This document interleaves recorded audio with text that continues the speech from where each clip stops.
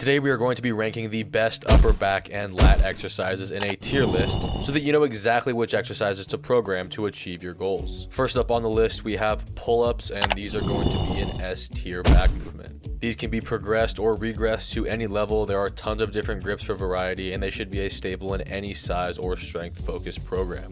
Next up we have the bent over row, and this one is also going into the S tier.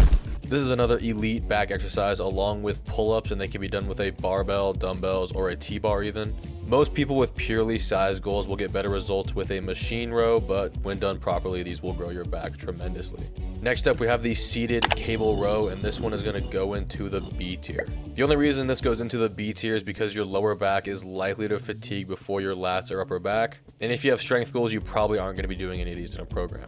Still a really solid back exercise and has its place in most hypertrophy programs. And with that, we move on to the classic lat pull down, and this is going to go into the S tier. Absolutely elite pull for developing the lats and even the upper back at times. This movement has a ton of variation with a ton of different grips that can help you achieve a ton of different goals. These fit into any hypertrophy program and even have their place in strength work.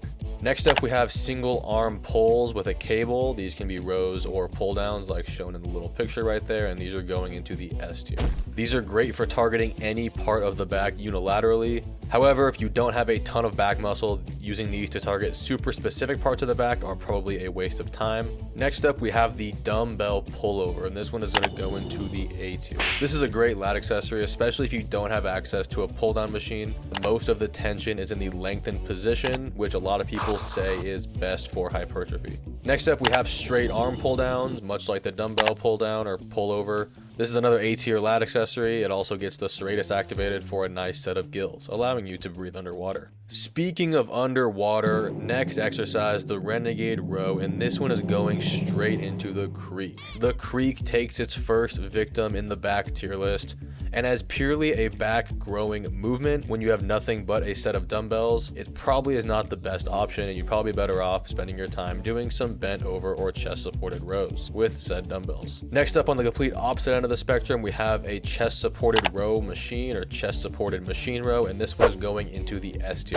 This is probably not an S tier movement if you want to maximize strength, but it doesn't get much better than this for purely growing your back. To me, it's a much better alternative to the seated cable row for hypertrophic goals, and it allows you to isolate the upper back or the lats without being limited at the lower back. Next up, we have the seal row, and this one is also going into the S tier. Great for both size and strength. If you have more strength goals, you could use a barbell and pull to the bench as fast as you can. You can use dumbbells in the exact same way. They allow you to get more range of motion compared to the barbell and are probably more ideal for hypertrophy. Next up, we have the behind the neck lat pull down, and this one is also going into the creek.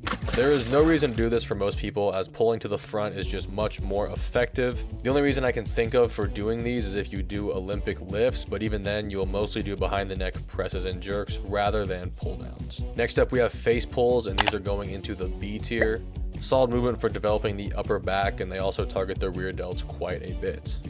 Next up, we have the reverse fly, and this one is going into the A tier. Another really solid option for developing the rear delts. Next up, we have the single arm dumbbell row on a bench.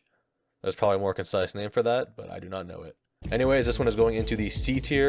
This is a solid movement for back development, but the fact that it takes twice as long as regular rows because you have to do them one at a time, and the fact that it's probably just worse stability wise than any other chest supported row variation lands it into the C tier. Next up, we have the rear delt raise, and this certainly is just a dumbbell reverse fly picture, but we're going to pretend that it is a rear delt raise, and it's also going into the A tier next to the rear delt fly or reverse fly machine as another great rear delt developing option. How many times can I say rear delt in one sentence? Next, as we get to the end of our list, we get to the inverted row, and this is going to go into the B tier. Fantastic option for developing your back, even if you do have access to machines. Only thing is they can be a pain in the ass to load once you can do a ton of them. And finally, last but not least, we have shrugs, and I literally have no idea where to rank these. I've never done any sort of shrug variation in my life. So if you came here just for some shrug content, you should probably just throw my entire channel in the creek. And that is the completed back exercises tier list. At this point, you should have a pretty good idea of which movements you should be using for your specific goals. And in this video right here, I will show you how to program these exact exercises into a complete program that will grow your back.